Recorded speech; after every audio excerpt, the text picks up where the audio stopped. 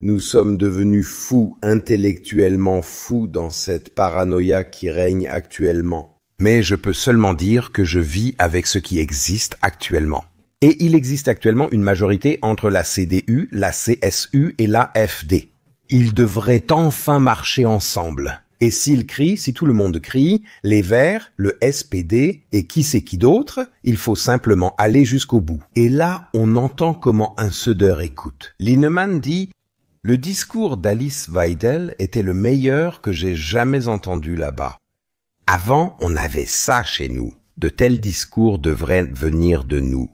Je me demande pourquoi cela ne passe pas en boucle partout. » Voilà ce que disent ceux pour qui l'AfD sont des parasites. Söder dit que ce sont des parasites. Steinmeier, président fédéral, il dit des rats.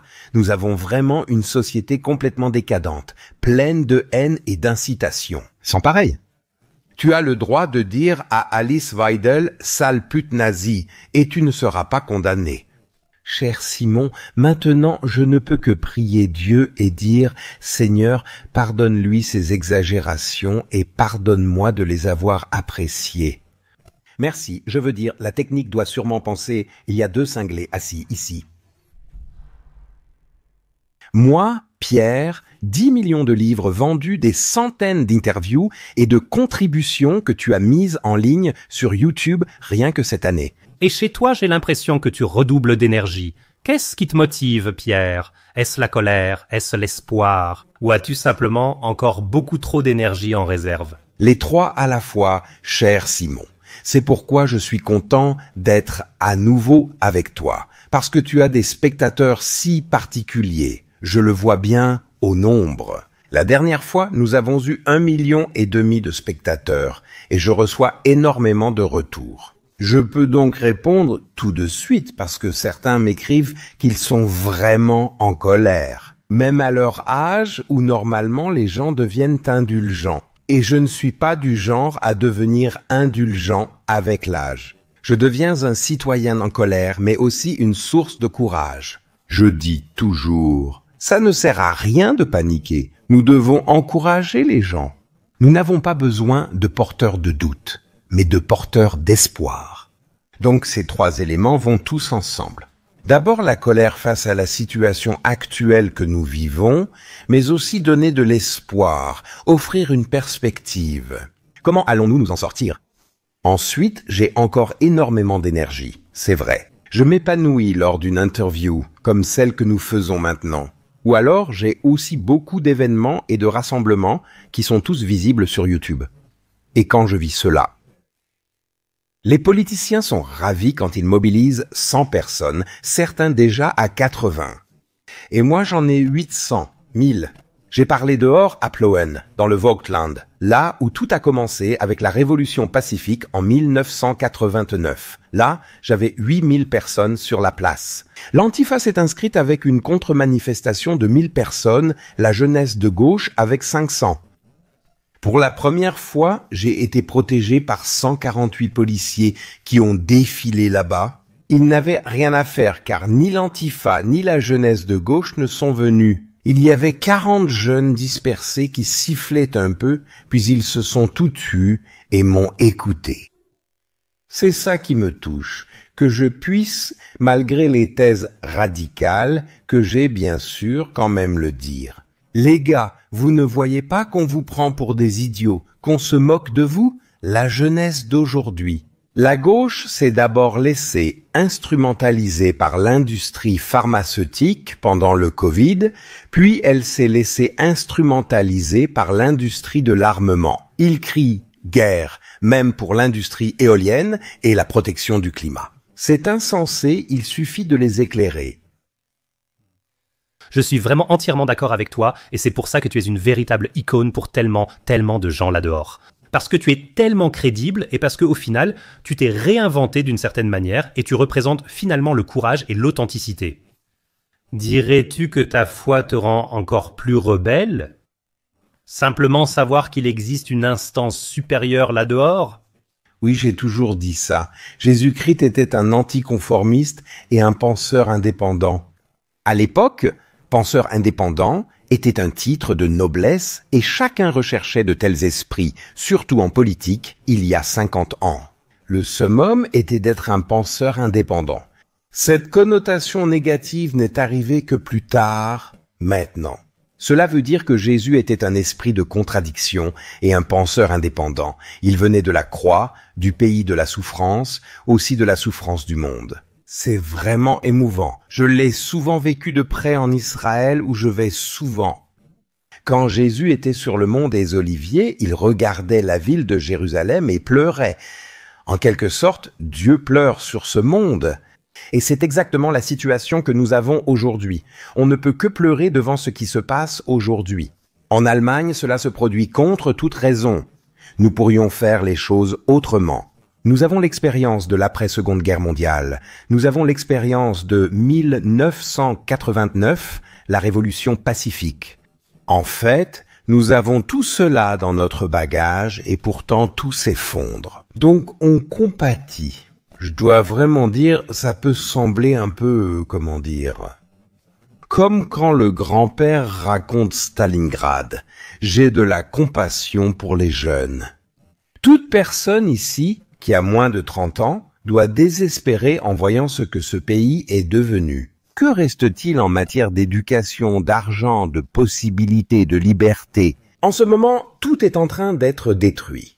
C'est un aspect des choses. L'autre aspect, oui, je suis un rebelle, dans la mesure où je suis un esprit libre. Et tu sais, j'ai été marqué par mes études.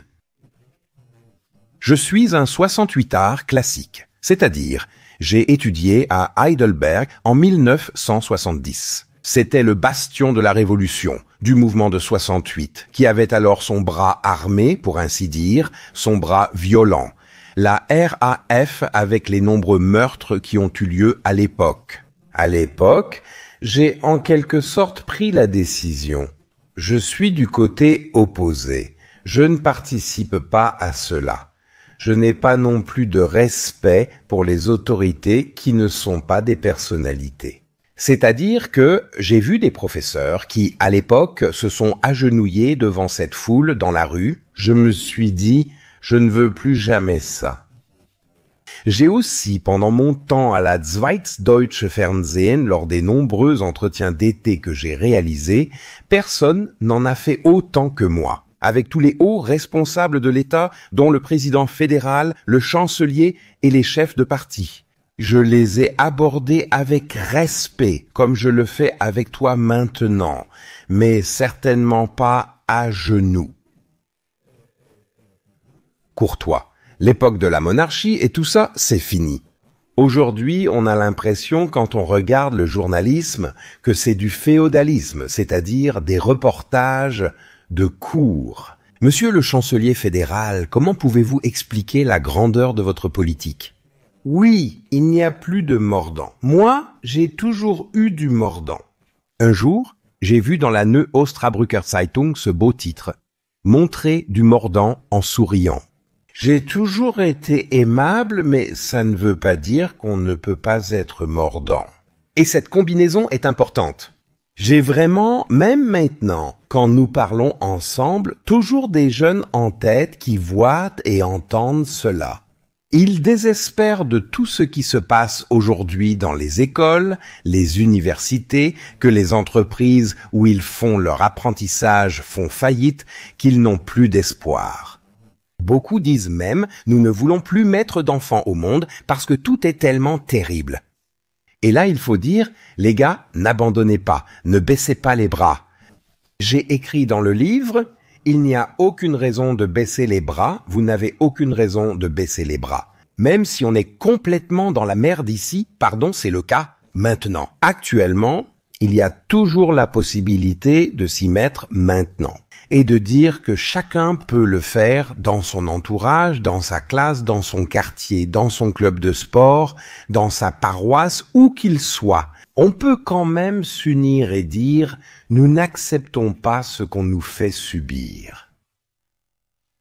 C'est impressionnant. Pierre, tu as évoqué la jeunesse, avec tout le respect que j'ai pour elle. À mes yeux, ils courent dans le monde comme des poules affolées, sans fondement religieux, sans ancrage spirituel ou au moins sans boussole morale. Et je ne dis pas ça de façon péjorative, mais il y a des jeunes là dehors, j'étais encore récemment professeur de lycée, qui se lèvent le matin et demandent à ChatGPT « Comment dois-je me sentir aujourd'hui ?» C'est fou dehors. Certains passent jusqu'à 12 heures par jour sur leur téléphone. Donc en quelque sorte sans responsabilité, ni sens de la communauté, complètement perdus. Et d'un autre côté, il n'y a plus de modèle non plus. Il n'y a plus d'autorité morale. Ce que les politiciens nous montrent en exemple, c'est en fait du mensonge et de la tromperie. Et d'une certaine manière, les personnalités dirigeantes nous mentent en face. Les parents sont surtout occupés à gérer la situation ou à tenter de s'en sortir tant bien que mal. Comment vois-tu la jeunesse d'aujourd'hui ? Eh bien, il faut dire une chose, on parle toujours de valeurs. Nous avons besoin de valeurs. Ah, les valeurs, et encore les valeurs. Mais personne n'explique ce qu'il entend par là. Je dis toujours, les valeurs ne veulent pas être ressenties comme de simples mots. Appelle aussi ce que nous faisons ici maintenant une interview ou ce que je dis ici maintenant. Au final, cela ne compte pas. Ce ne sont pas les mots qui comptent, c'est la vie qui compte. Les valeurs doivent être vécues et c'est là que nous en arrivons au modèle. Aujourd'hui, nous avons une société pleine de règlements. Nous voulons tout débureaucratiser. Nous avons même un ministre de la débureaucratisation en Allemagne, que personne ne connaît, que personne n'a jamais vu. Merz a choisi le plus grand loser, à savoir l'ancien chef de MediaMarkt. Sa vie a été tellement couronnée de succès que, dès qu'il est parti, MediaMarkt a été immédiatement vendu à la Chine. Voilà pour les qualifications de la politique actuelle. Notre gouvernement actuel et les dirigeants sont en sécurité et incompétents. S'il y a bien une chose qui est assurée, c'est l'incompétence des dirigeants. Nous avons un ministre de la débureaucratisation, on a du mal à y croire, et pourtant, il y a de plus en plus de bureaucratie, toujours plus. Quand tu vas chez le médecin, tu dois remplir pour la 1000e fois quelles allergies tu as et si tu es enceinte. Je trouve que c'est toujours la question la plus amusante. Je regarde toujours et je me dis, mon Dieu, tu as encore pris un peu de poids. Et puis je dis, qu'en pensez-vous? 10e mois, 9e mois, et là, on a de quoi rire. Nous n'avons pas besoin de règlements, mais de modèles. Les jeunes, en particulier, ont le droit d'avoir des modèles. Et pas ceux qui, dans un sens négatif, détruisent notre État, notre société, notre avenir. Car, à qui veux-tu encore t'identifier en politique quand tu vois qu'ils sont corrompus, égoïstes, qu'au final, ils ne pensent qu'à eux-mêmes. Ils ne montrent aucune performance. Comment puis-je dire à quelqu'un « assieds-toi et travaille dur pour avoir un bon avenir grâce à l'éducation ».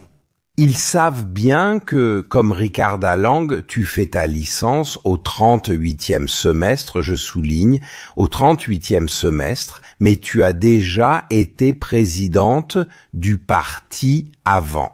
Quand je vois ça, ça ne vaut plus la peine de faire des efforts, ça ne vaut plus la peine de travailler. Je remarque bien que ce sont les plus stupides qui avancent, que les plus incompétents occupent soudainement les postes les plus importants, que des chefs d'entreprise et des managers ruinent des entreprises entières. Et ils partent même avec une prime de départ, comme pour dire « Formidable, on se débarrasse de toi, mais voilà 30 millions ». C'est tellement catastrophique que je dois dire « Il faut tirer le frein d'urgence maintenant ». La performance doit redevenir gratifiante, doit redevenir agréable. Et là, je dois dire que je préfère 1000 fois chaque apprenti qui devient aujourd'hui mécanicien automobile ou peintre, plutôt que ces éternels étudiants qui, plus tard, vivront à mes crochets avec le revenu citoyen ou je ne sais quoi d'autre. D'ailleurs, c'est le maître peintre qui doit financer tout ça. Je trouve l'intervention vraiment bonne. Je résume très brièvement. On ne peut pas faire confiance à la politique. Et on ne peut de toute façon pas faire confiance aux médias. Considérons l'Église comme autorité morale, elle s'est elle aussi totalement vendue ces dernières années. C'est donc une totale perversion du message chrétien à l'extérieur. Je cite ton collègue, Lohmann. Se faire vacciner, c'est de l'amour du prochain. Livrer des armes, c'est de l'amour du prochain. Oui, c'est de la folie.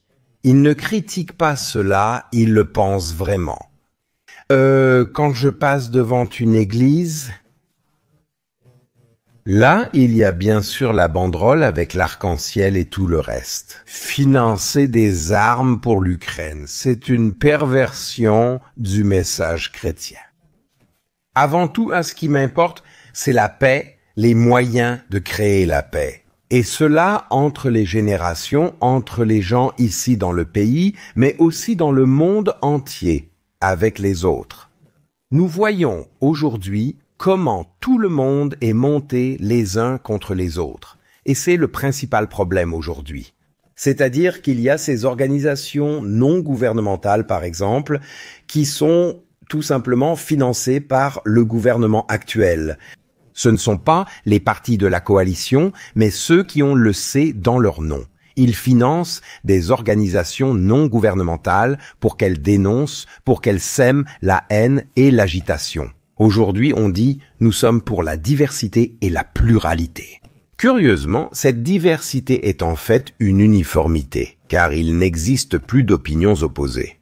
Cela veut dire que notre interview est maintenant une contribution à la diversité et à la pluralité, sinon la diversité ne serait qu'une uniformité, parce qu'elle serait simpliste. Une seule opinion, mais aussi stupide. Moi, ça m'énerve profondément que le camp opposé à ce que je défends ne dise rien. Si au moins ils étaient intelligents, si au moins on pouvait discuter avec eux, non, ils sont en plus complètement idiots. Ils ne sont pas informés et suivent n'importe quelle absurdité. Tu as parlé du coronavirus. Une église sans foi, mais aussi sans esprit, et pas seulement l'Esprit Saint, mais aussi ce qu'il y a dans la tête. Ce sont tous, comment dire, des gens médiocres qui se prennent pour de grands leaders. Ils ne saisissent pas ce qui se passe aujourd'hui. Il y a eu de tout dans l'église. Jésus se serait fait vacciner. C'est fou. Jésus aurait porté un masque. On peut tout vérifier sur Internet, il suffit de le taper. Mais si je tape aussi Église sous la croix gammée, je vois alors comment l'Église a marché aux côtés d'Adolf Hitler. Les autels étaient décorés de drapeaux à croix gammée. On voit comment les pasteurs en robe ou les évêques en habit ont défilé le bras levé. L'Église a toujours collaboré avec les dirigeants. Et les rebelles, comme Dietrich Bonhoeffer par exemple, ont toujours été des solitaires, ils étaient toujours très peu nombreux. Aujourd'hui, on entend cette folie qui dit « Oui, Jésus aurait pris des armes contre les méchants Russes ». Nous créons une image de l'ennemi. Aujourd'hui, ce sont les Russes. Avec Trump, vous avez maintenant un peu soufflé après ce grand succès au Moyen-Orient. Il le laisse désormais plus tranquille, mais il demeure l'ennemi principal. En revanche, nous devons maintenant envoyer nos enfants à la guerre. Et là, je dois dire, si des églises participent à cela. À la militarisation de notre société, alors là, je ne comprends plus rien du tout. Je peux dire très clairement, pour moi, c'est le plus grand crime que le gouvernement actuel, composé tout de même de la CDU et de la CSU, commet, à savoir, nous devons rendre nos enfants aptes à la guerre. C'est désormais le credo politique de la CDU et de la CSU. Ils souhaitent être chrétiens et proches de l'Église. Nous devons aussi nous défendre contre Poutine, et les enfants doivent devenir aptes à la guerre. Je dis tout simplement, je veux que les enfants sachent compter, lire, écrire, qu'ils aient une éducation et qu'ils deviennent aptes à affronter la vie. Et la capacité à vivre inclut l'esprit de paix. L'esprit de paix est le but le plus élevé qui soit pour le monde, mais aussi pour moi-même et pour la famille. Et cela est maintenant détruit. On nous demande maintenant de faire la guerre. Je trouve déjà terrible que le mot paix soit devenu un mot tabou. Si je dis maintenant « je suis pour la paix », on dit que je suis un partisan de Poutine. Je suis prêt, avec les droits d'auteur que je reçois de mes nombreux livres, à offrir ma bourse. Dans quel recoin du cerveau ? Il doit bien y avoir une synapse quelque part dans le cerveau. Oui, qui rend cela possible. Une telle façon de penser qui me fait dire cela. À cause du corona, toute l'humanité va mourir, donc nous devons laisser mourir des personnes seules, sans réconfort. Dans quel repli du cerveau cela se trouve-t-il en fait? Dans quel repli du cerveau? Nous devons nous réarmer, nous avons besoin d'une industrie de l'armement. Où est-ce que ça se trouve en fait? Je préfère quand même fabriquer des voitures plutôt que des chars. Non, tout cela va être inversé. Et puis toute cette idéologie climatique, on abat les forêts et on y installe des éoliennes. C'est fou, et en plus ça ne sert même pas à l'avenir. Comment peut-on penser de travers à ce point? C'est de l'abrutissement, de la foutaise et de l'idéologisation. Tout est idéologie maintenant, nous nous retrouvons face à face. Voici maintenant mon espoir. Les jeunes, eux, n'acceptent plus cela. Ils ne veulent plus être opposés, mais unis à nouveau. Ils ont juste besoin d'idéaux et d'objectifs. Je trouve ça terrible à quel moment nous avons pris la mauvaise direction ces dernières années. Et la politique m'a complètement perdu. Je dois avouer, j'ai tout voté des pirates à l'AfD. Quand les Verts ont pris le pouvoir il y a quelques années, j'ai eu l'impression de chevaux de Troie minant le système. J'étais très déçu. Pendant de nombreuses années, parce qu'ils représentaient vraiment quelque chose, venant de l'opposition radicale. Et puis, une fois au pouvoir, ils ont fait exactement le contraire. Puis Merz est arrivé avec son énorme mensonge du siècle, là aussi j'ai été très déçu. Je pense désormais qu'il ne faut faire confiance ni aux révolutionnaires politiques, ni à celui qui est politiquement correct. Fais-toi confiance si tu veux vraiment être rebelle aujourd'hui, car c'est le vrai acte de rébellion. Tu es libre intérieurement et financièrement et tu ne te laisses plus duper par ces charmeurs de rats. Je ne dis pas ça négativement, il ne s'agit pas de suivre leur voyage. Tu peux alors prendre tes décisions, être avec toi-même et devenir moins manipulable. Mais peu de gens assument leurs responsabilités personnelles. Après tous ces déboires des dernières années, j'ai vraiment un mauvais pressentiment quant à savoir si l'AfD va réellement redresser la barre.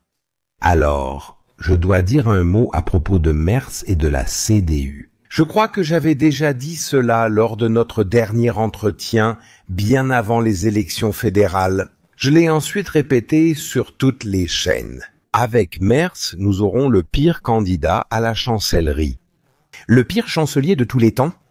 J'ai été attaqué comme jamais pour ça. Monsieur Merz serait soi-disant formidable. J'ai dit, nous allons avoir le gouvernement le plus à gauche de tous les temps. En comparaison, le gouvernement feu tricolore était inoffensif. Qu'apportera maintenant le tsunami? Malheureusement, et cela vient de mon expérience de vie et de travail, j'ai eu raison sur toute la ligne. J'ai aussi eu raison à propos de Trump quand j'ai dit « Cet homme peut instaurer la paix s'il le veut ». Il ne le veut pas pour l'Ukraine pour l'instant. Cela a bien sûr des raisons économiques. Il tient ses promesses. J'ai toujours attiré l'attention là-dessus. Un homme comme J.D. Vance. Pour moi, il est un espoir en politique parce qu'il est fermement ancré dans la foi en Jésus-Christ. Il a une famille et il dit « La famille passe avant tout pour moi, la jeunesse passe avant tout pour moi ». Quand il a parlé à Munich, un Söder, et là on voit la médiocrité en Allemagne, a souri. Monsieur Merz s'est levé et a dit « Millet en Argentine, c'est vraiment le dernier idiot. On ne peut vraiment pas prendre exemple sur lui. » Maintenant, les gauchistes, par exemple du Spiegel, les collègues, Millet a eu un énorme succès pendant les 2 premières années. C'est même mesurable. L'Argentine est en pleine ascension. À l'est, la Tchéquie, un pays que nous n'avons jamais remarqué. Ils connaissent soudainement un essor économique parce qu'ils sont bien sûr enracinés dans la foi chrétienne, tout comme la Pologne et la Hongrie. Ce n'est pas seulement dans le préambule. Nous avons cela en Allemagne, la responsabilité devant Dieu, mais nous ne vivons absolument pas selon cela. Donc, j'ai toujours mis en garde contre la Union chrétienne démocrate et la Union chrétienne sociale avant la dernière élection, mais je n'ai jamais fait de la publicité pour quoi que ce soit. Je dois le redire clairement. Je n'ai jamais été membre d'un parti de ma vie et je n'ai jamais fait de la publicité pour un parti. Ma mission en tant que journaliste est de fournir des faits. Ainsi, nos téléspectateurs, y compris ceux d'aujourd'hui, peuvent se faire leur propre opinion. Ou plutôt, mettre leur croix au bon endroit. Maintenant, Passons à la réalité. Tu ne peux pas façonner le monde à ta guise. Comme si tu te demandais « Comment voudrais-je que ce soit ?» Je pourrais aussi imaginer un monde, ou même juste l'Allemagne, comme je l'aimerais bien, mais ensuite il te faut des gens pour le faire aussi. Tu ne peux vivre qu'avec ce qui existe actuellement, que ce soit les gens, les politiciens ou les citoyens éveillés ou endormis. Ici, il faut le dire clairement, nous vivons à un point de bascule. Là où nous discutons en ce moment, c'est probablement l'avenir de l'Allemagne qui se décide. Car en ce moment même, le cordon sanitaire s'effrite. Pour moi, le pire de tout, c'est que les politiciens se retranchent derrière ce qu'ils appellent des cordons sanitaires. D'un côté, il y a les nazis. Je me demande toujours ce qu'il y a de nazis chez l'AfD. Ce sont des gens comme ceux que j'ai connus il y a 30 ans à la Jeune Union, à la CDU, surtout à la CSU. Un Strauss, un Kohl, un Helmut Schmidt. Un Helmut Schmidt, c'est l'AfD puissance 27 dans toute sa programmation. Maintenant, nous avons soudainement ceci.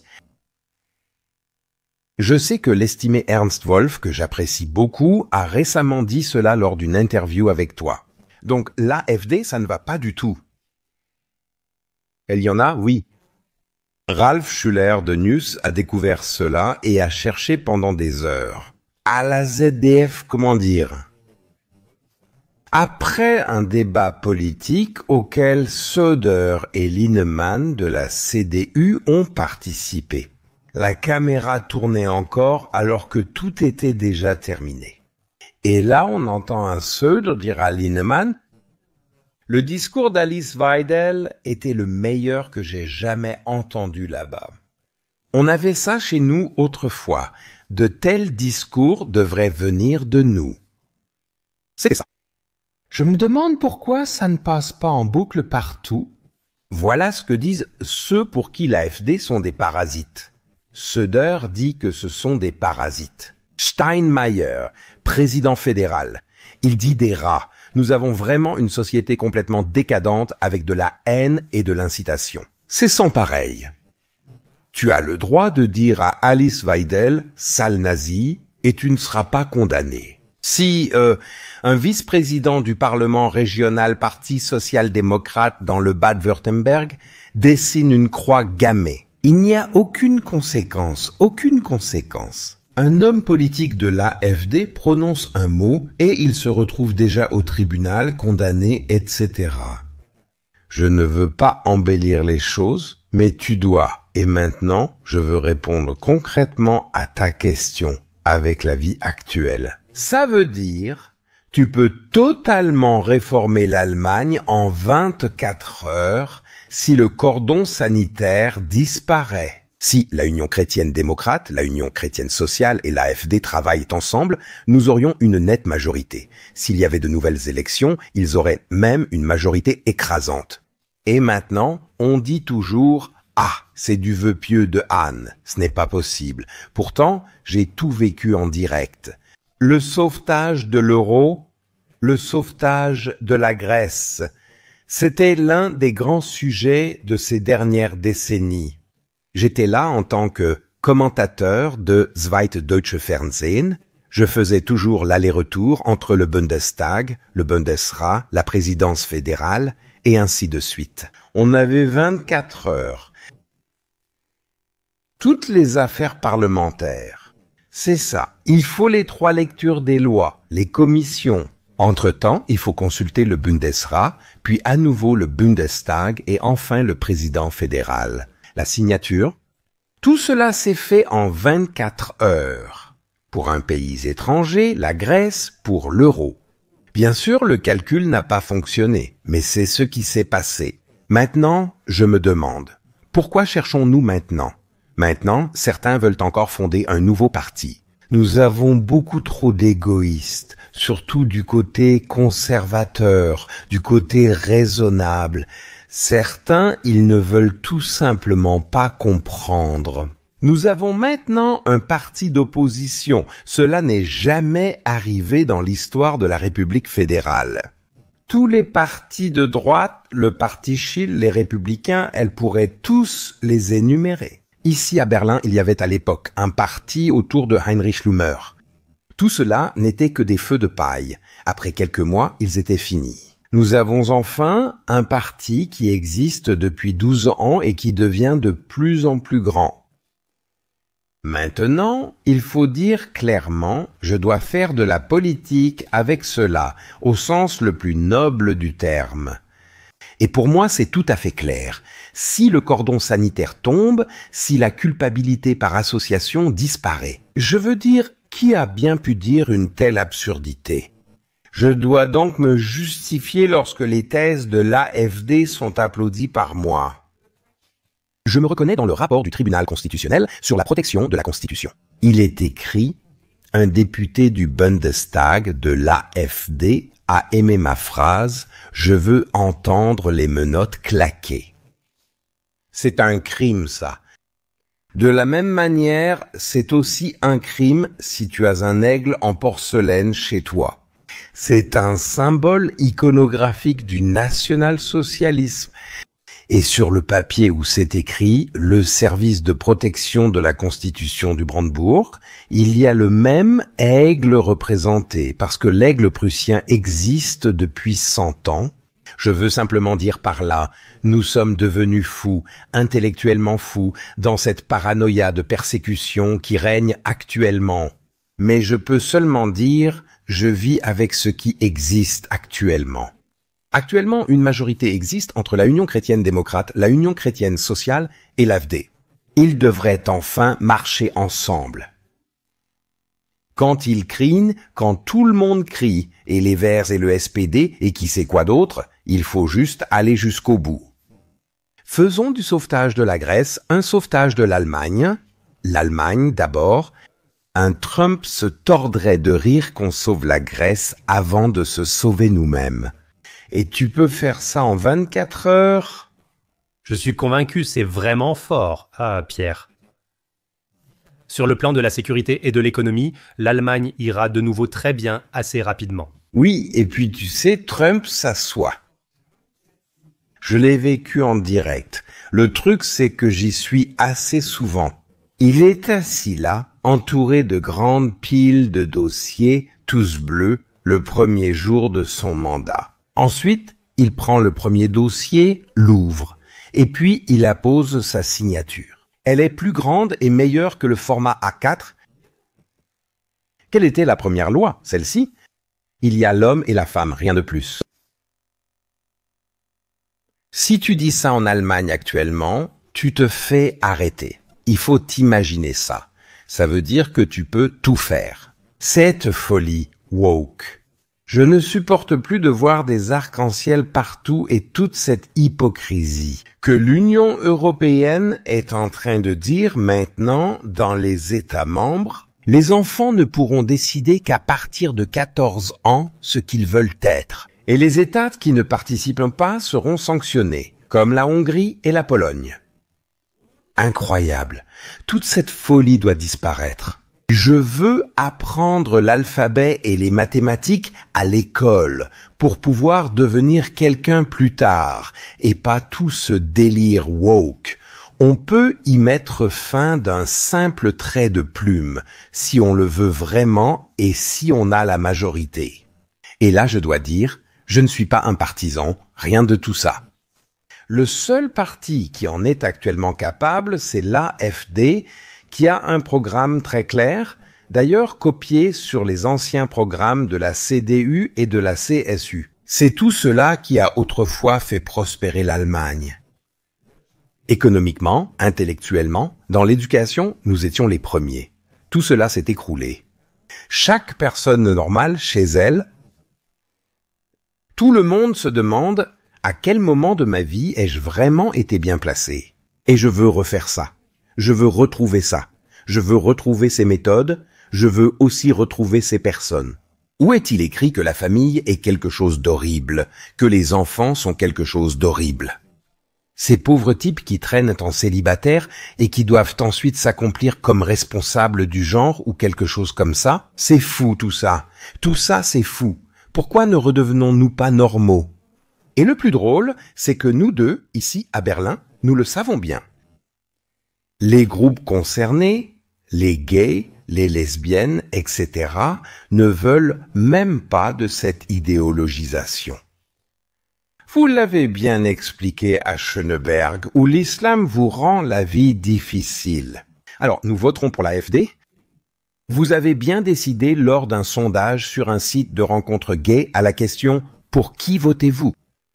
La majorité a dit « Bien sûr, nous votons pour l'AfD parce que c'est le seul parti qui nous libère de toutes ces absurdités idéologiques dont nous ne voulons pas. Et en même temps, qui empêche aussi l'islam extrême qui ici nous pendrait aux grues. »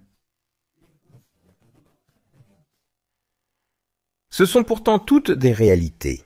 Mais à part chez toi et chez d'autres médias alternatifs, on n'entend pas cela. C'est pourquoi je suis simplement content, et je le dis aussi très directement aux spectateurs ici, quand je parcours le pays. Plus personne ne m'identifie avec le Zweites Deutsches Fernsehen, même si cela ne fait que 7 ans. Personne. Mais tout le monde dit « Tu es dans les médias alternatifs, dans les podcasts, et nous trouvons ça vraiment génial. » Et là, je dois dire « je dois ». Ce que j'aime le plus chez la jeune génération, c'est qu'elle ne se laisse plus manipuler par ces médias d'État qui sont tous financés par des redevances obligatoires. Redevances obligatoires. Ce sont objectivement des redevances obligatoires qui assurent ma retraite. Mais tu n'as plus le droit de dire ce mot, c'est la dernière nouveauté, c'est nazi. Quand tu dis redevance obligatoire, c'est comme si tu disais tu paies pour quelque chose de faux et de manipulateur. Tu n'as plus le droit de dire ça. On n'a plus que des interdictions pour tout. Et plus personne n'ose donner son avis. Plus de 80% des gens disent dans tous les sondages, nous n'osons plus exprimer notre opinion. Bien sûr, c'est parce qu'ils sont toujours seuls. C'est pourquoi je ne peux que dire nous devons nous unir. Dans toutes les classes, dans les associations, dans les quartiers, il y a partout des gens qui pensent comme moi. Je le constate partout quand on m'aborde, et je dis toujours, mes chers amis, unissez-vous. Et si soudain, dans un conseil de parents d'élèves à l'école, il y a 5 personnes qui pensent ainsi, alors la 6e et la 7e se joindront à eux. Parce qu'ils n'osent pas tous. Nous devons retrouver le courage. Et ce sont les vrais esprits libres, ceux qui ne suivent pas aveuglément, mais qui disent « ce qui nous importe, c'est l'avenir et non la destruction du présent ». Je pense que Pierre a un autre scénario en tête. Je veux que l'AfD ait la majorité absolue lors des prochaines ou des suivantes élections fédérales. Qu'elle puisse vraiment montrer ce qu'elle fait avec ses figures de proue. Madame Storch était ici récemment, je l'ai déjà eue. J'ai tout entendu et vu. Je suis tout de près. A-t-elle cherché des conseils et du soutien moral aux États-Unis? Et je crois que nous allons dériver vers un terrain d'expérimentation extrêmement autoritaire.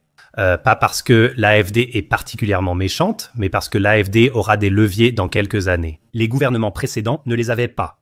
J'entends par là en particulier l'obligation de carte d'identité, les monnaies numériques, Palantir et tout ce qui est en train d'être préparé dehors. L'AfD n'est qu'un petit rouage dans la machine. Il faut prendre du recul. En Allemagne, elle doit obtenir 30 à 50%, mais cela reste secondaire. Là dehors, il y a 190 États qui participent tous, d'une manière ou d'une autre, à toute cette architecture de sécurité numérique. Et là, l'AfD doit aussi mettre en œuvre ce qui, dehors, sera l'air du temps. Et ensuite, tout sera reproché à l'AfD, comme si c'était le parti autoritaire. Pourtant, comme tu viens de le décrire correctement, c'est simplement ce qui est actuellement décidé dehors pour nous. Et c'est ça qui m'inquiète le plus. L'AfD, avec ses moyens, poursuivra les gens de gauche comme on poursuit actuellement ceux de droite et agira de même. Exactement comme c'est le cas actuellement aux États-Unis. Donald Trump finira par réduire au silence ceux qui l'ont attaqué d'une manière ou d'une autre pendant des décennies. C'est en fait une belle opportunité pour moi maintenant. Avant d'en arriver là, on peut réagir immédiatement.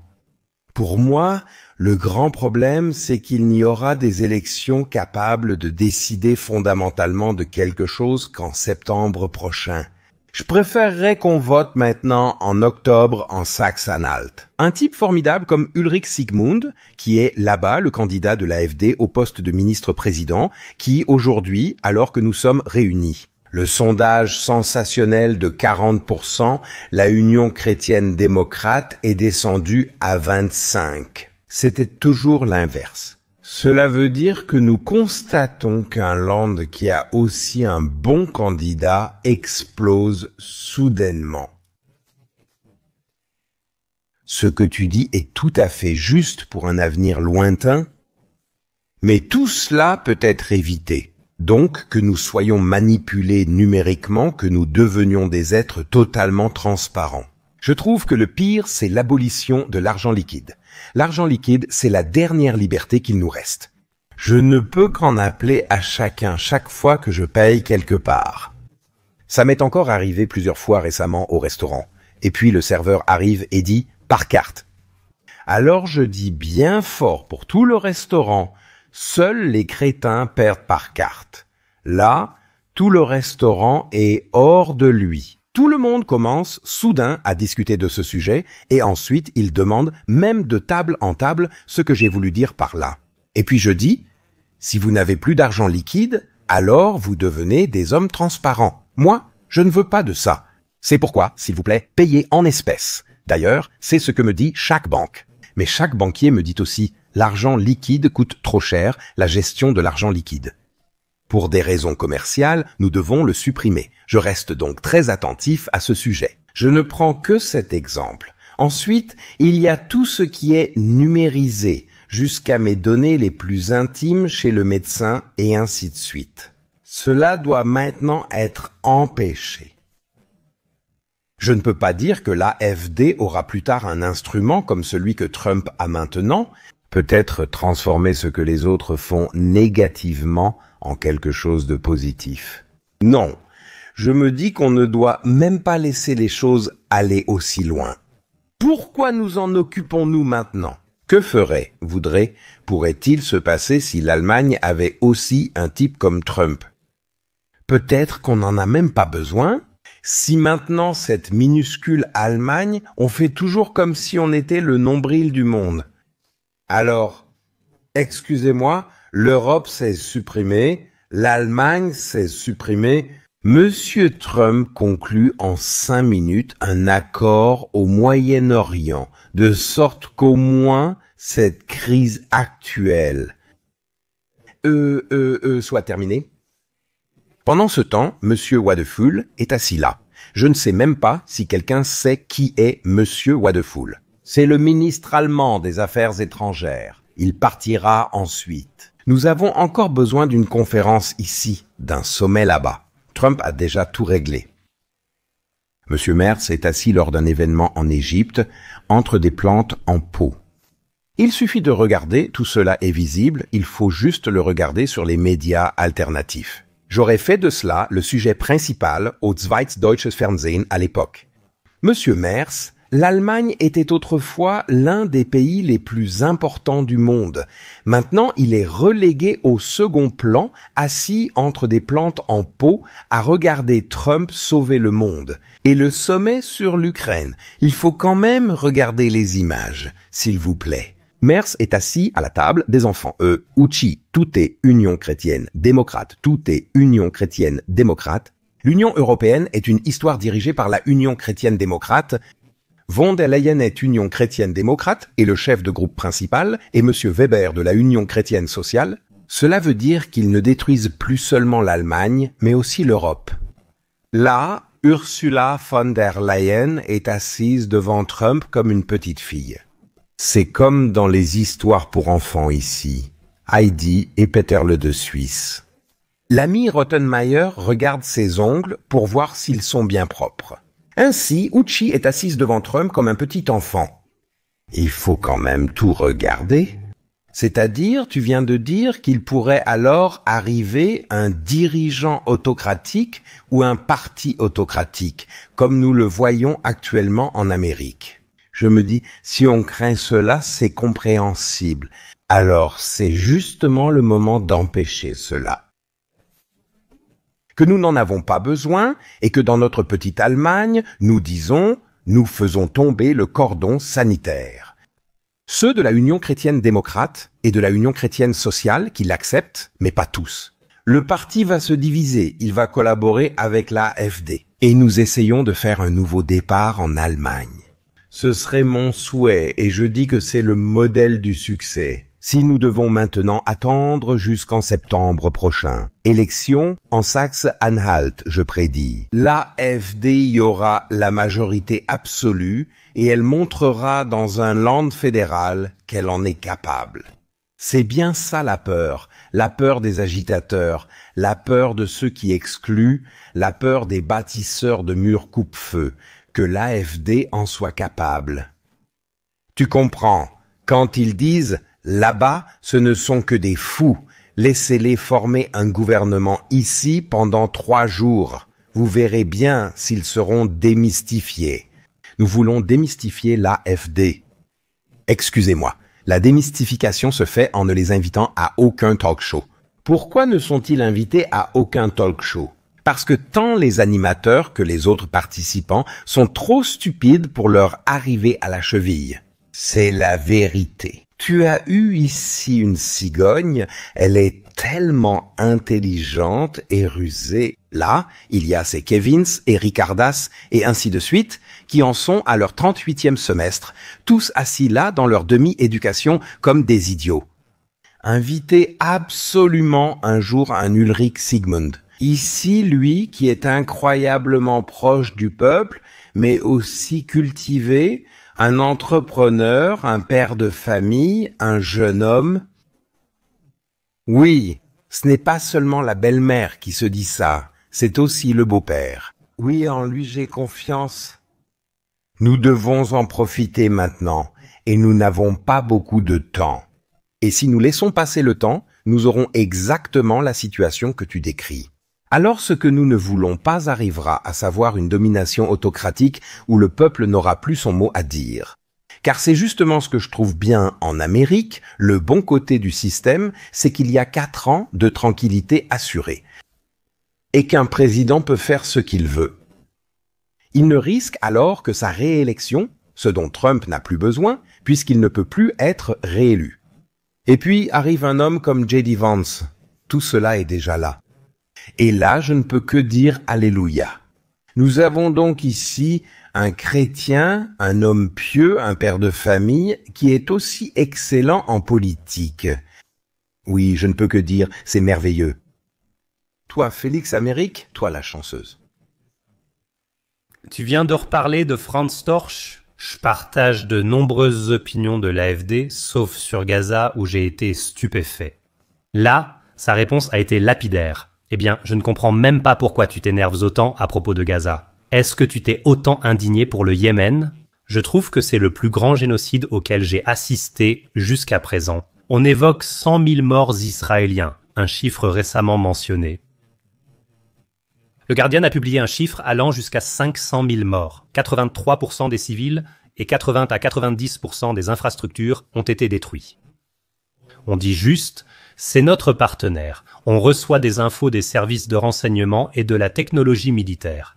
Bien sûr, ils sont du côté d'Israël, et ensuite je vais regarder, je dois juste lire rapidement une déclaration ici. C'est maintenant de la part d'un membre du cabinet. Smotrich et Ben-Gvir. C'est apparu récemment sur NTV. Oui, pas sur un site bizarre, mais bien sur NTV. Environ 80 millions de personnes consultent chaque mois.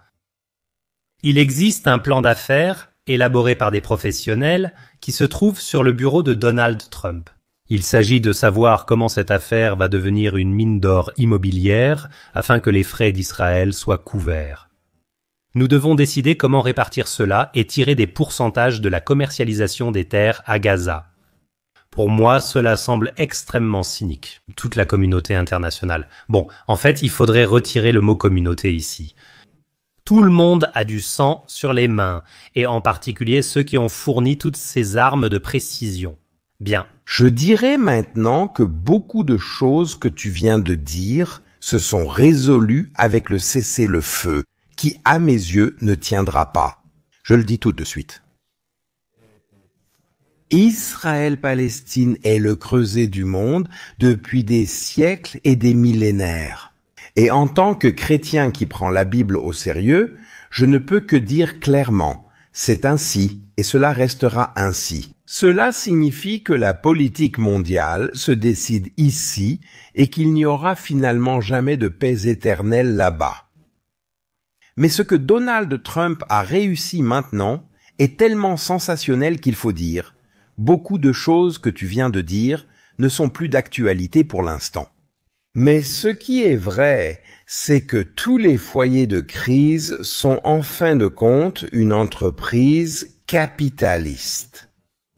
Cela veut dire qu'au final, il s'agit d'économie. Et maintenant, il faut regarder cela de près. Ukraine. Il s'agit là des terres les plus fertiles du monde, dont un tiers appartient déjà aux Américains en Ukraine. Il s'agit de terres rares, de ressources naturelles. Avec la Chine, il s'agit de ressources naturelles et rien d'autre. Il en va de même pour l'Argentine. Cela signifie que dans presque toutes les zones de crise, nous avons des intérêts purement économiques. La question est donc, une véritable communauté mondiale verra-t-elle le jour? Les gens qui commercent entre eux ne peuvent pas se faire la guerre. C'était déjà une vieille sagesse d'Otto von Bismarck ou des anciens stratèges militaires, n'est-ce pas? Il faut commercer.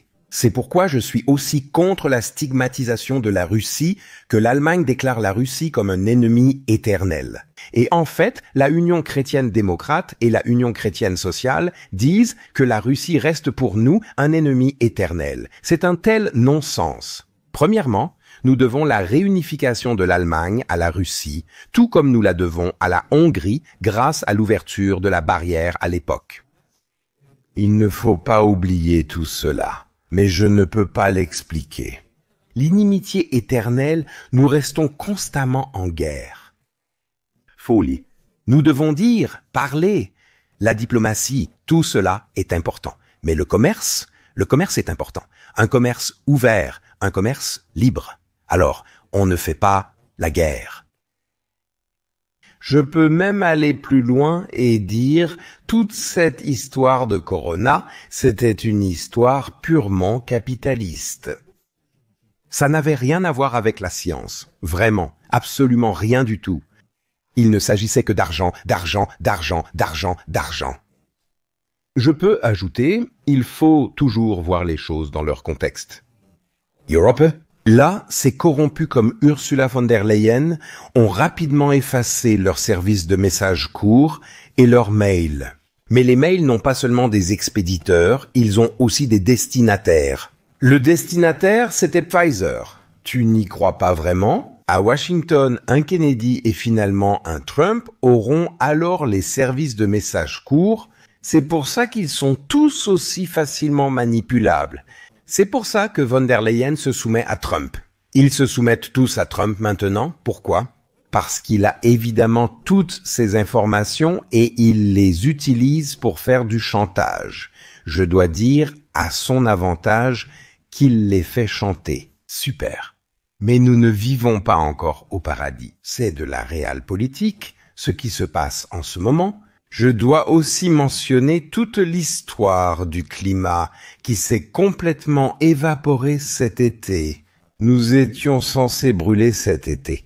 La grande sécheresse devait arriver, les récoltes devaient échouer, et finalement, ça allait. Nous avons eu l'été le plus frais de tous les temps. Nous avons eu un été humide. Nous avons eu les meilleures récoltes depuis des décennies cette année. C'est-à-dire que tout s'est effondré. Non, l'idéologie est maintenue de façon désespérée, car des entreprises entières, des groupes, mais aussi des pays en vivent. On se fait vraiment avoir ici. Nous croyons que nous sauvons le monde, que ce soit pour la guerre et la paix, pour le coronavirus, pour le climat. En réalité, le peuple idiot soutient des entreprises qui détiennent le vrai pouvoir. Là, bien sûr, je deviens un homme de gauche. Mais la gauche n'est même plus de gauche, parce qu'elle se laisse instrumentaliser et trouve l'industrie de l'armement tellement géniale. J'ai simplement des informations que d'autres pourraient aussi avoir, mais ils ne veulent pas les avoir.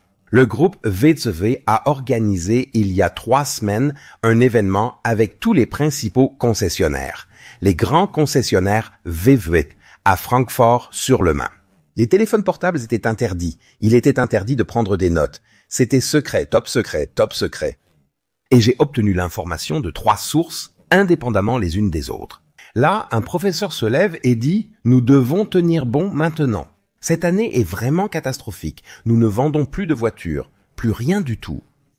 L'année prochaine, la conjoncture va exploser. Car nous passons à une économie de guerre, à l'industrie de l'armement. Cela concerne aussi ceux qui nous écoutent en ce moment. Je peux vous dire, maintenant, soyez effrayés. Vraiment, soyez effrayés. C'est la réalité. L'Allemagne passe à l'industrie de guerre, à l'industrie des armes. Et pas seulement Rheinmetall, Volkswagen. Toutes sortes d'entreprises participent maintenant à l'industrie de l'armement. En même temps, on veut rendre les enfants aptes à la guerre. En même temps, le service militaire obligatoire est réintroduit, curieusement par tirage au sort. Je veux dire, il faut vraiment être fou pour faire tout ça. Cela signifie que vous serez tous inscrits si vous êtes aptes au service militaire, puis un tirage au sort aura lieu. Qui a le droit d'aller au front et de dire la vérité? Tout cela est insensé. Et derrière tout cela, il y a des intérêts économiques. Allemagne.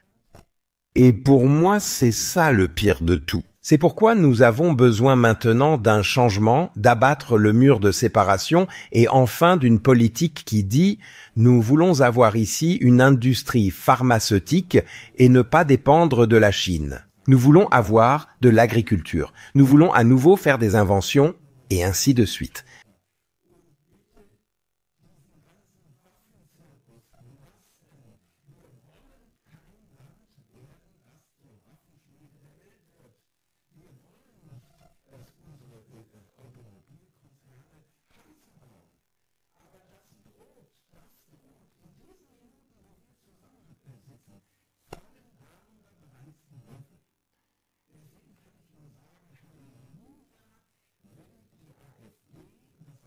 Et d'une certaine manière, les autres partis ne font que semer la panique. Et les autres partis sont vraiment en pleine agitation. Ils se rendent bien compte de ce qui arrive maintenant, et la diabolisation ne fonctionne plus. Personne ne croit que ce sont des nazis.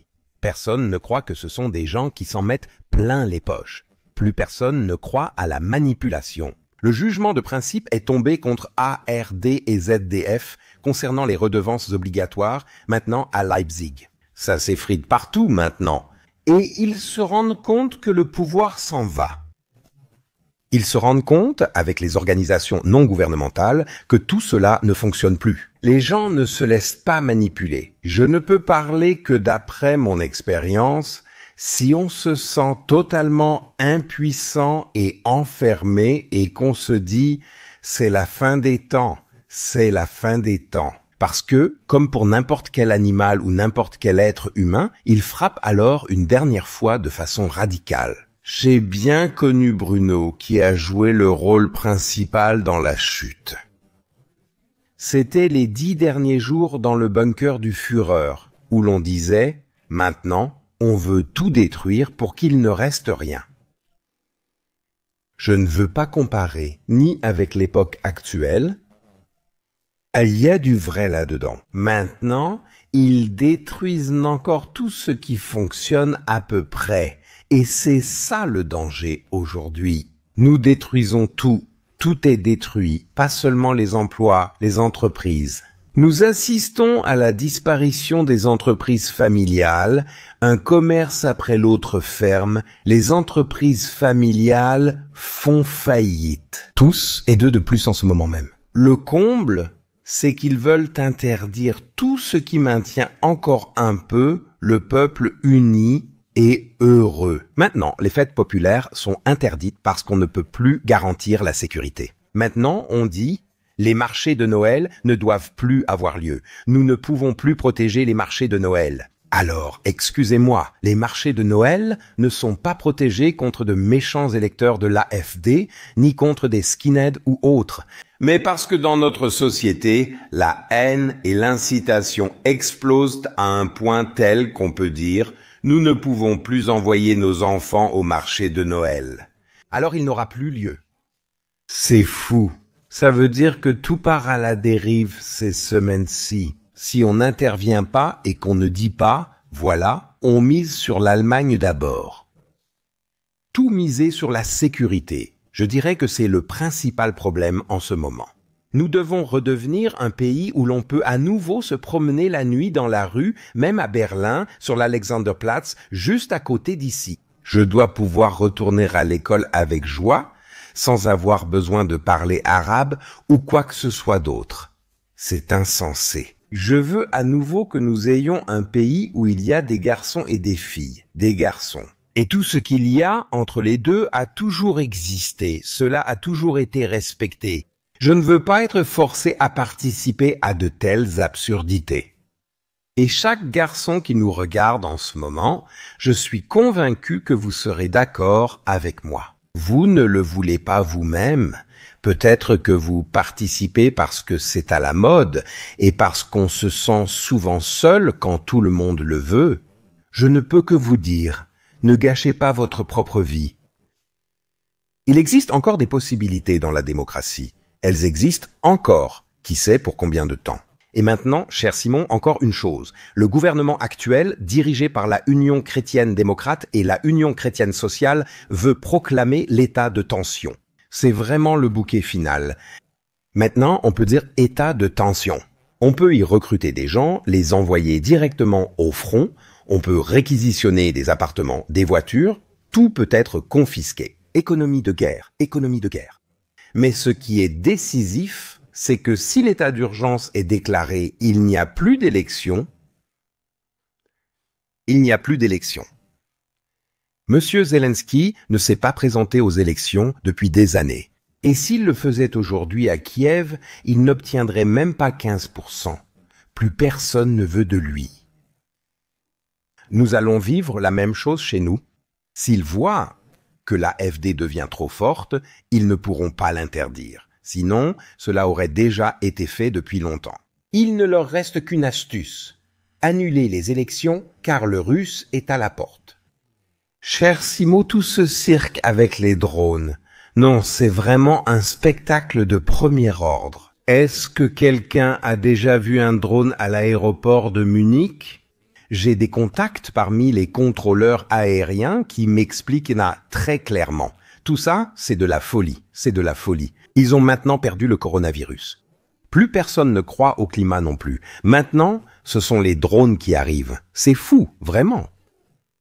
Et nous croyons tous à ça, c'est ça le pire. On pense maintenant que tout est possible. Et maintenant, tu le remarques, le sujet des drones a aussi un peu disparu, parce que ça ne marche plus. Tout simplement. Les gens voient l'abîme, ils voient l'abîme chez eux, à la maison. Ils ne peuvent pas payer le loyer, ils ne peuvent pas payer l'électricité, les enfants ne reçoivent plus une vraie éducation. Ils voient bien ce qui se passe. Et ça doit être réparé maintenant, et pas en restant les bras croisés. Ah, il pourrait encore y avoir un Trump, ou un système autocratique, ou Dieu sait quoi d'autre. Je ne veux rien de tout ça non plus. Mais alors, nous devons agir maintenant. Si 1,5 million de personnes nous écoutent maintenant et qu'elles ont à leur tour des contacts, nous devons avoir des cercles concentriques de plus en plus larges. Chacun doit encore parler à quelqu'un, essayer de convaincre.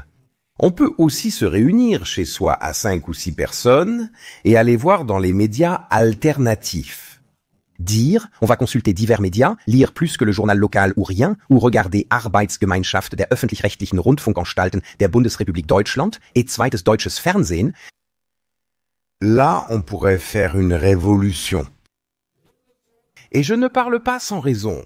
Cela s'est produit en 1989 en République démocratique allemande. Au début, ils étaient tous derrière le rideau et avaient peur de dire leur opinion. Puis, ils ont vu d'autres descendre dans la rue et ensuite, ils se sont joints à eux. Et ensuite, un tout nouveau système est né. Et cela peut arriver aujourd'hui, si seulement nous avions le courage de commencer. Nous ne pouvons pas attendre que d'autres obtiennent. Je suis entièrement d'accord avec toi. Le allemand a besoin de temps pour comprendre, mais il s'emporte vite. Et quand ils réalisent vraiment que nous sommes appâtés là dehors, avec ces petites miettes d'informations très très bon marché, complètement manipulées par une toute petite élite, alors là, on aura certainement des millions de personnes dans la rue. Et s'ils arrivent avec cette loi d'urgence et qu'ils interdisent vraiment d'une manière ou d'une autre l'élection de l'AfD, alors là, je crois qu'on aura vraiment une situation très très grave dans les rues. Mais on l'a aussi provoqué. Bien sûr que c'est provoqué, mais je pense qu'ils n'y arriveront plus. L'AfD est maintenant devenue une force écrasante et surtout, les services de renseignement et ainsi de suite savent depuis longtemps qui soutient l'AfD et qui l'a choisi aussi.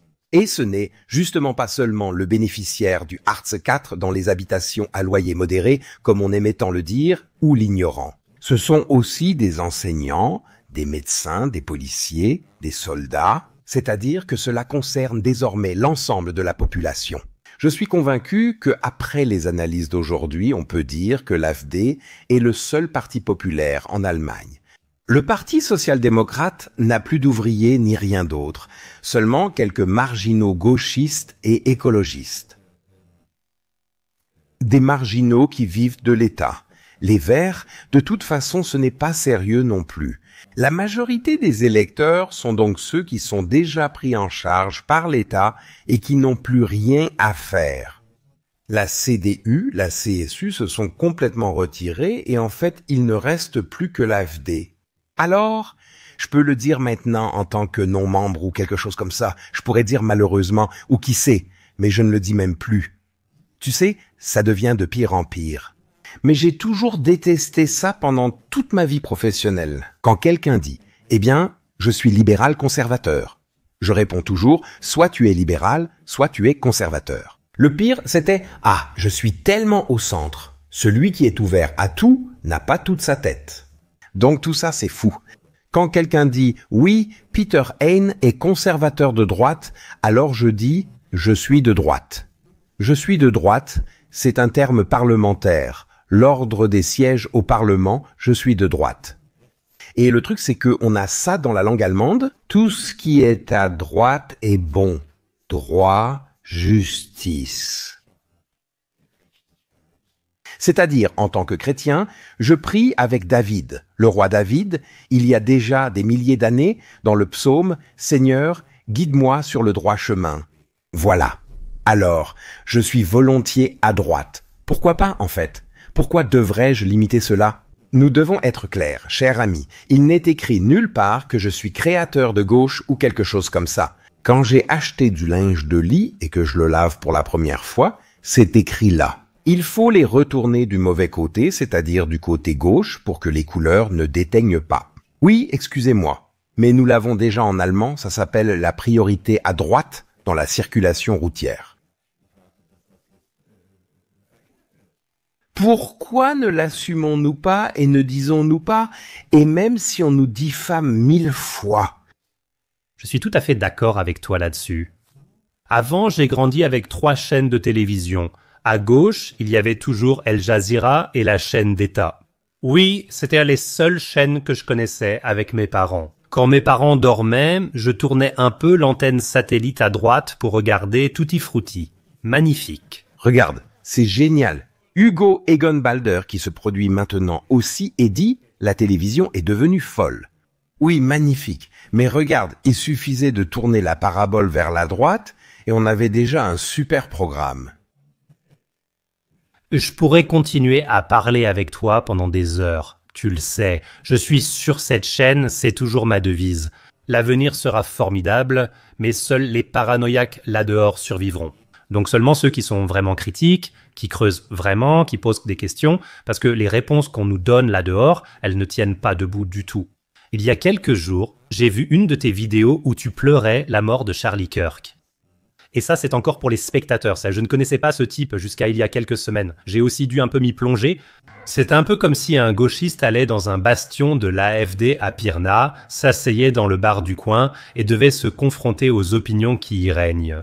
Pour moi, l'esprit de la démocratie, c'est rencontrer l'opposition, supporter la contradiction et défendre ses arguments. Il y a eu de nombreuses moqueries à gauche. Je n'ai pas apprécié. Oui, à droite, il y a eu des repos en paix et des cercles de deuil. Penses-tu que c'est montrer de l'empathie, Tu étais récemment à la conférence pour la paix avec Dieter Hallervorden pour exprimer d'une certaine manière ton empathie et tu as été critiqué là-bas. Je trouve cette tendance actuelle un peu étrange. Ou comment as-tu géré cela? Très concrètement, parlons d'abord de Didi Hallervorden. On peut encore regarder ça sur YouTube. J'étais avec des gens avec qui je n'ai absolument rien en commun. Didi Hallervorden m'a appelé pour me demander si j'accepterais d'y prendre la parole. À la Journée mondiale de la paix avec, je crois, 12 ou 13 autres personnes, chacun avait 7 minutes. J'ai dit, je ne veux pas savoir qui vient, je ferai tout pour la paix. Donc, j'ai gaspillé 1 minute de mon précieux temps de parole à dire que 1000 personnes m'avaient mis en garde avant de venir ici. Tu ne peux quand même pas monter sur scène avec Gysi, avec Sébastien Krumbiegel des Princes et avec d'autres extrémistes de gauche, c'est fou. Et là, j'ai dit très clairement, je suis contre les murs coupe-feu. Les murs coupe-feu, c'est pour les idiots complets. Je peux travailler avec n'importe qui, avec qui on peut discuter raisonnablement, et c'est l'objectif qui compte. Et pour l'objectif de la paix, je participe avec tout le monde, que ce soit des communistes, des bouddhistes ou peu importe qui, ou des motifs chrétiens. C'est pareil, Krumbiegel des Princes a dit la même chose et il a dit « On m'a prévenu à propos de Pierre Hahn au piano, on m'a prévenu à propos de Pierre Hahn. » Comment puis-je monter sur scène avec un type comme ça? C'est un signe de grandeur, et de dire que c'est la cause qui compte, c'est l'objectif qui importe. Et je n'ai pas besoin de fraterniser avec eux. Et j'ai dit que je n'ai rien en commun avec eux, avec toutes ces histoires d'arc. Mais pour la paix, je me tiens ici. Un type similaire, mais dans une toute autre mesure, c'était Charlie Kirk. Il est allé dans les universités et a parlé, débattu avec les jeunes. Il ne les a pas endoctrinés, il ne les a pas convertis, même pas, il les a d'abord pris au sérieux.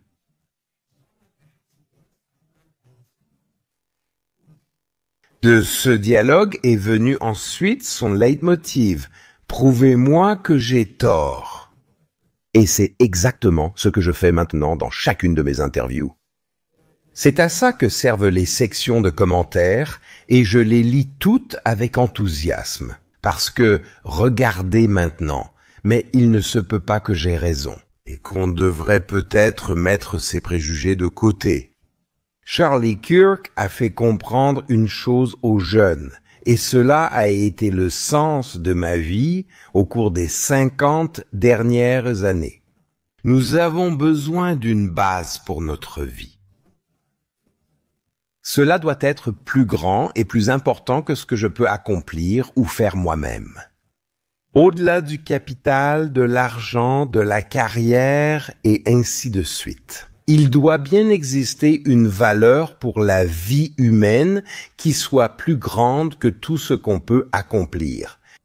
Et pour lui et pour moi, c'est Dieu. Pour moi, c'est Jésus-Christ, c'est-à-dire le message de la Bible, le message de paix, mais aussi le message de vérité, de la vérité pure et dure.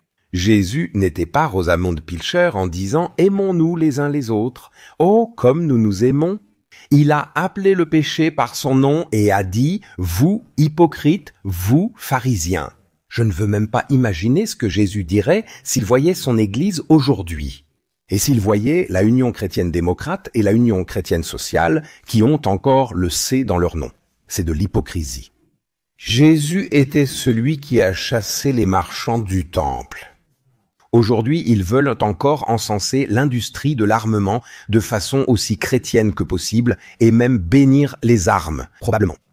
Il suffit simplement de prendre exemple sur l'un de ces modèles comme Jésus-Christ l'a été. C'est-à-dire, et je viens justement de retravailler un livre et de le publier à mes propres frais. La souffrance et où est Dieu? C'est aujourd'hui la question la plus incroyablement importante, que l'on soit chrétien, non chrétien, athée, marxiste, peu importe. Je suis bien ici, pas seul dans l'univers. Moi, où est Dieu? Où Où est la justice? Où est la paix? Et c'est ce que j'ai simplement écrit, sans même connaître Kirk à ce moment-là. Aussi dans son esprit, je dois dire que je vis en tant que réaliste dans ce monde. Ici, il y a de l'injustice sans fin. Ici, il y a de la souffrance sans fin. Tu viens de mentionner Gaza. Nous pouvons regarder partout. Les victimes sont toujours les gens ordinaires. Les dirigeants sont assis dans leur palais. Monsieur Zelensky est assis dans son palais, sirotant du champagne et voyageant à travers le monde. Le peuple est sacrifié pendant que Poutine reste dans son Kremlin. Je dois simplement le dire. Il doit y avoir un déclic du genre. Voilà, c'est maintenant. Comment puis-je aider les personnes qui souffrent d'injustice? Je ne peux que dire, sans la foi en Jésus-Christ, sans la foi en Dieu, je ne pourrais pas le faire. Ce que je dois endurer ici comme souffrance, ce n'est rien, c'est presque une plaisanterie en fait. Le fait que je sois diffamé ou stigmatisé, ou bien Anne, celui qui a mal tourné, ou toute cette folie, tout ça, c'est juste un haussement d'épaule. Laissez-les parler, laissez-les parler. Au contraire, plus on vous attaque, plus on devient important. Oui, on ne peut être critiqué que si on vous prend au sérieux et qu'on a peur de vous. Peut-être même oui. Il pourrait attirer des gens à lui, les entraîner avec lui et devenir une sorte de gourou ou quelque chose comme ça. Ils paniquent tous, ils paniquent tous. Et je me dis toujours, j'éloigne ça de moi.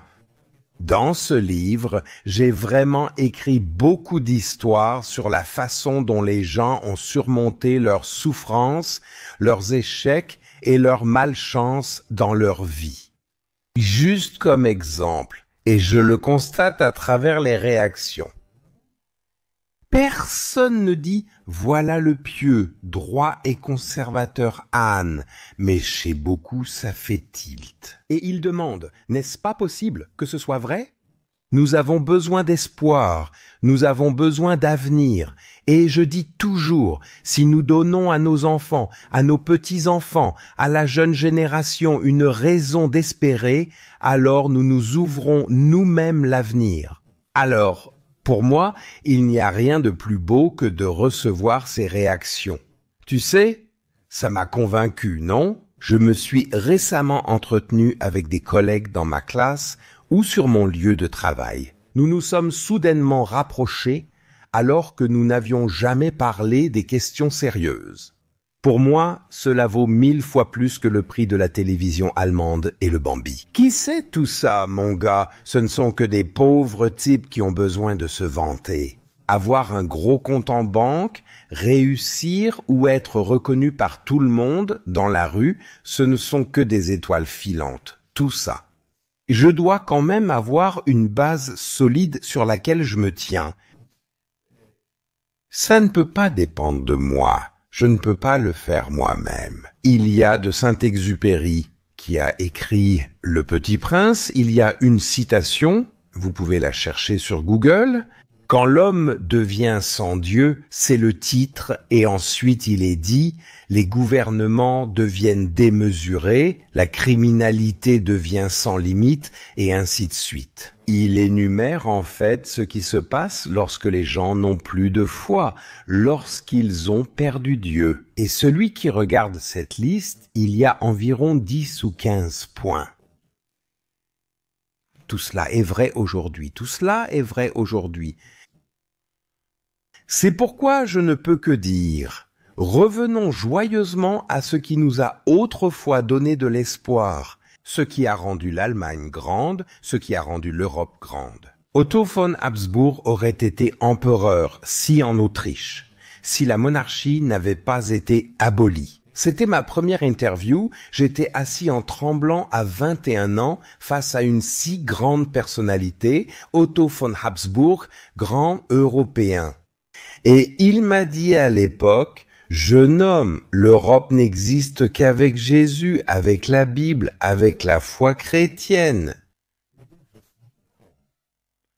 Sinon, l'Europe n'est rien. L'Europe n'est pas un continent, c'est une communauté de valeurs. et ce n'est pas excluant.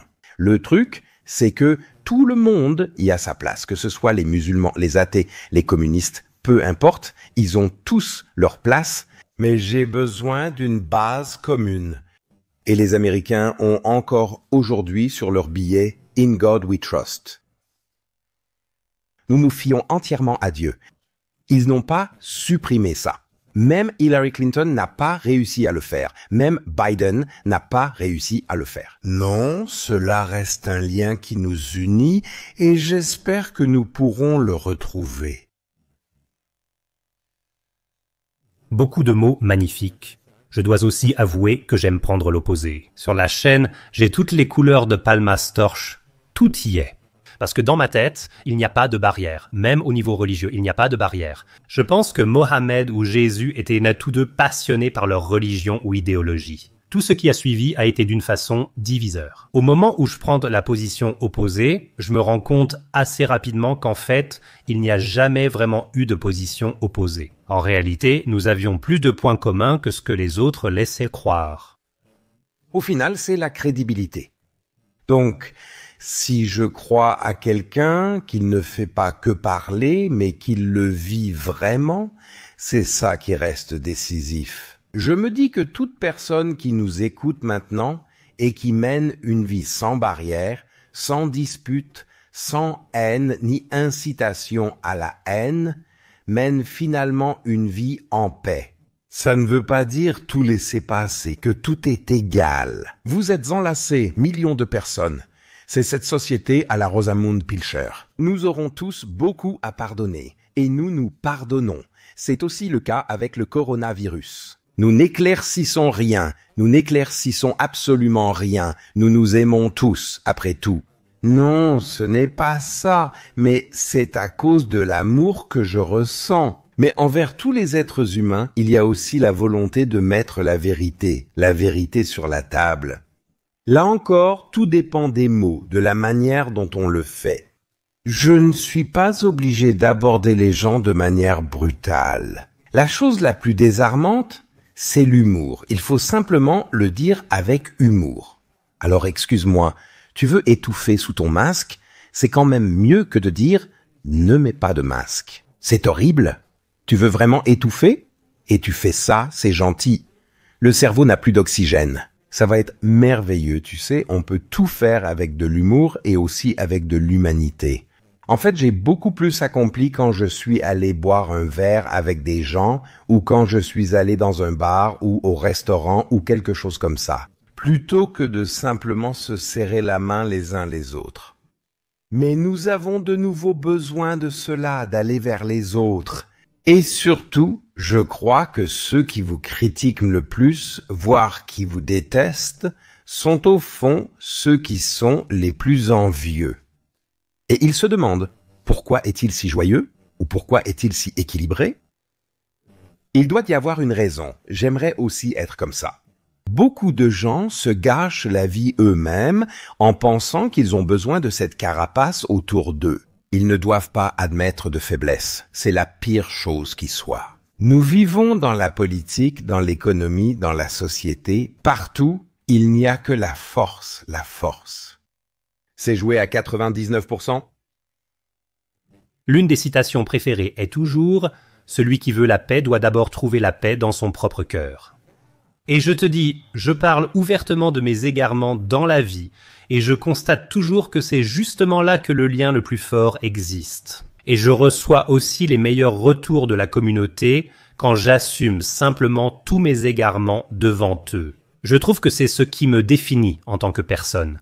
C'est aussi ce qui te définit en tant que personne, d'avancer dans la vie avec intégrité, d'être authentique et de ne pas chercher l'approbation du mauvais côté juste pour flatter son ego. Oui, je dis toujours qu'il faut avoir de la tenue et montrer son visage.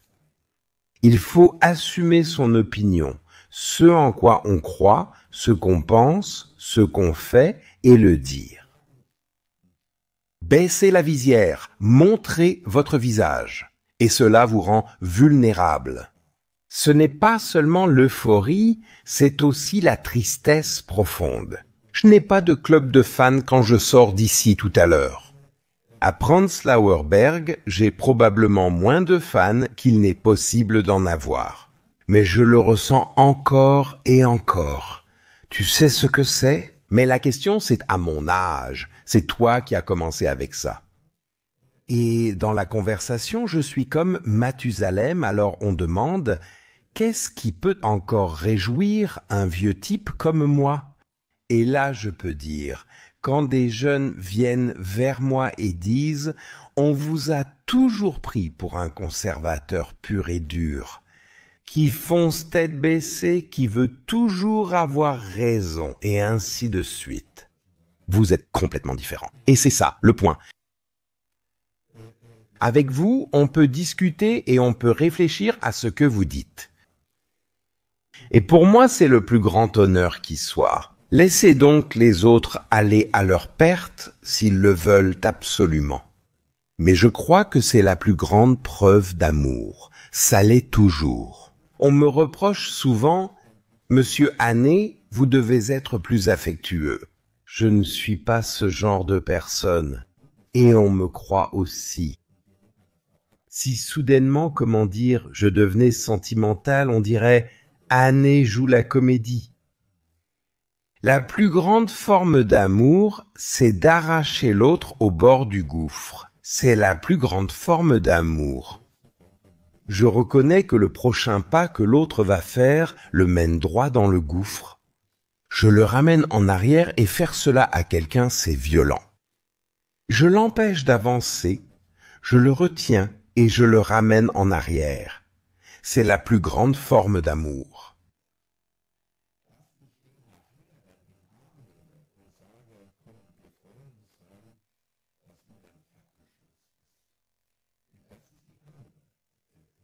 Au final, c'est bien cela qui compte, n'est-ce pas? Les autres le préservent aussi.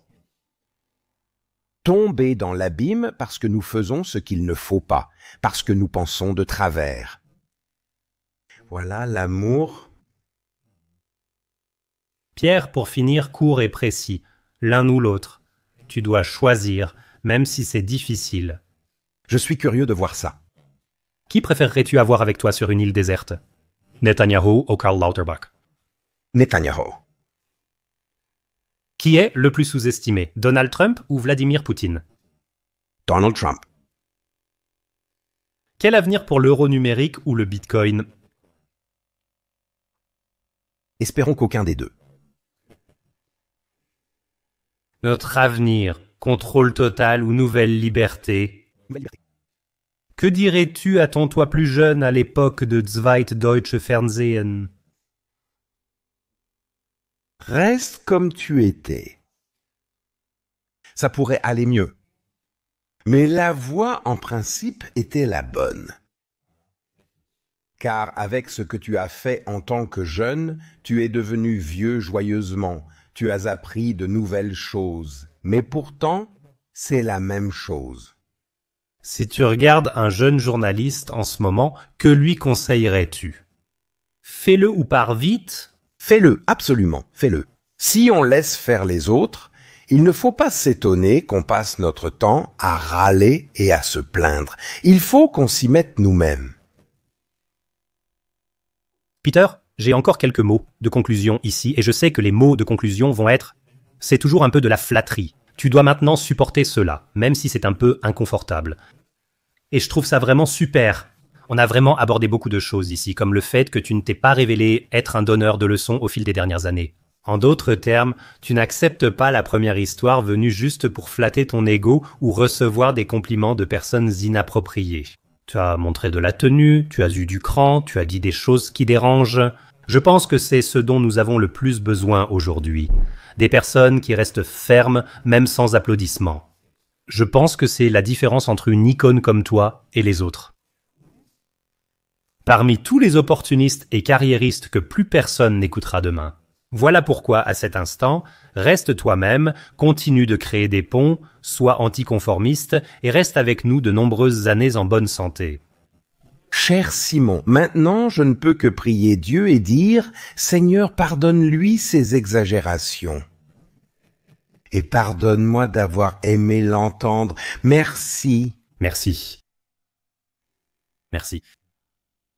La technique devrait réfléchir. Ici, 2 cinglés sont assis.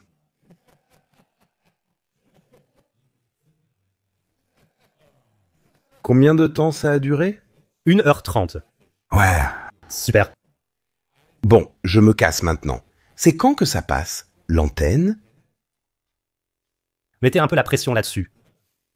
Je veux dire, on est vraiment super à jour maintenant avec les quelques sujets politiques qu'il y a dedans.